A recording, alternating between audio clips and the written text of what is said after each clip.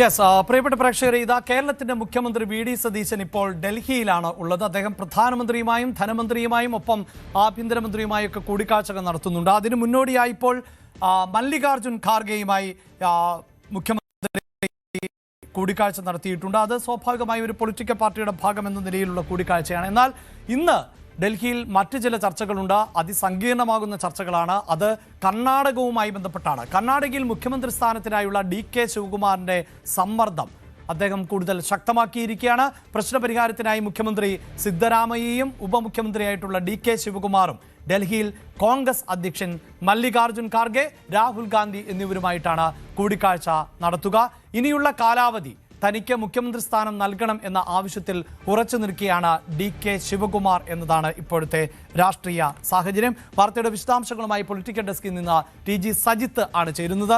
സജിത്ത്, ഈ സൂചിപ്പിക്കുന്നത് പോലെ തന്നെ കർണാടകത്തിൽ ഒരു ടേം വ്യവസ്ഥ നമുക്കറിയാം. തെരഞ്ഞെടുപ്പിൽ പ്രചാരണ പരിപാടികൾക്ക് നേതൃത്വം നൽകുന്നതിൽ മുൻനിരയിൽ ഉണ്ടായിരുന്നത് ഡി.കെ. ശിവകുമാറാണ്.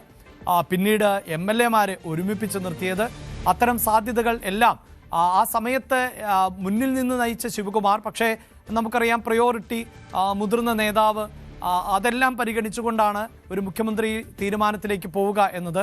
അവിടെ എന്തായാലും കേരളത്തിലേതുപോലെ വി.ഡി. സതീശന് വേണ്ടി ഉണ്ടായ ഒരു വാദം പോലെ ശിവകുമാറിന് വേണ്ടി ഉണ്ടായോ എന്നതിൽ വ്യക്തതയില്ല. എന്തായാലും ഇനിയുള്ള ടേം മുഖ്യമന്ത്രി കസേരയിലേക്ക് എന്ന് ഉറപ്പിക്കുകയാണ് ശിവകുമാർ. ഇതിങ്ങനെ ഇടയ്ക്ക് ശക്തമാവുകയും പിന്നീട് ദുർബലമാവുകയും ചെയ്യുന്ന ഒരു ആവശ്യമാണെങ്കിൽ പോലും ഇത്തവണ എന്താണ് സാഹചര്യമെന്നാണ് മനസ്സിലാക്കാൻ സാധിക്കുന്നത് സജിത്ത്? അഭിലാഷ്, രാജ്യത്ത് കോൺഗ്രസിന് ഭരണമുള്ളതിൽ ഏറ്റവും ശക്തിയായ ഒരു സംസ്ഥാനം അതാണ് കർണാടക. വലിപ്പമുള്ള സാമ്പത്തിക ശേഷിയുള്ള ഒരു സംസ്ഥാനം.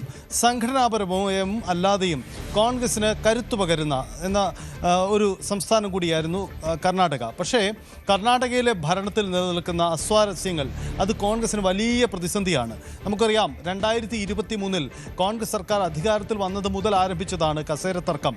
ഡി.കെ. ശിവകുമാറോ അതല്ലെങ്കിൽ സിദ്ധരാമയ്യോ ഈ ചോദ്യത്തിന് അന്ന് കോൺഗ്രസ് ഹൈക്കമാൻഡിനെ കുഴച്ച വിഷയത്തിൽ ഒടുവിൽ ഉത്തരം കണ്ടെത്തിയത് സിദ്ധരാമയ്യക്ക് തന്നെ മുഖ്യമന്ത്രി സ്ഥാനം നൽകുക എന്ന തീരുമാനത്തിലേക്കാണ്. അതിന് കാരണമായത് സിദ്ധരാമയ്യ പഴയ നേതാവാണ്. കൂടുതൽ ആളുകളെ അദ്ദേഹത്തിന് പിന്തുണയുണ്ട്. ജനകീയത അല്പം വർദ്ധിപ്പിക്കുക അദ്ദേഹത്തിനൊപ്പമാണ്. എന്നാൽ ഡി.കെ. ശിവകുമാറാണ് എല്ലാ അർത്ഥത്തിലും അന്ന് പ്രചരണത്തെ നയിച്ചത്. ഡി.കെ. ശിവകുമാർ മുഖ്യമന്ത്രിയാകുമെന്ന് കരുതുകയും ചെയ്തു. അദ്ദേഹമാണ് പുതിയ പ്രചരണ തന്ത്രങ്ങൾ ആവിഷ്കരിച്ച് BJPയുടെ വെല്ലുവിളികളൊക്കെ അതിജീവിച്ചുകൊണ്ട് കോൺഗ്രസിന് ഭരണം നേടിയെടുത്തത്. പക്ഷേ കേരളത്തിലുണ്ടായതുപോലെ ഒരു തർക്കം അന്നുണ്ടാവുകയും ഒടുവിൽ സിദ്ധരാമയ്യക്കൊപ്പം നിൽക്കുകയാണ് ചെയ്തത്. അന്ന്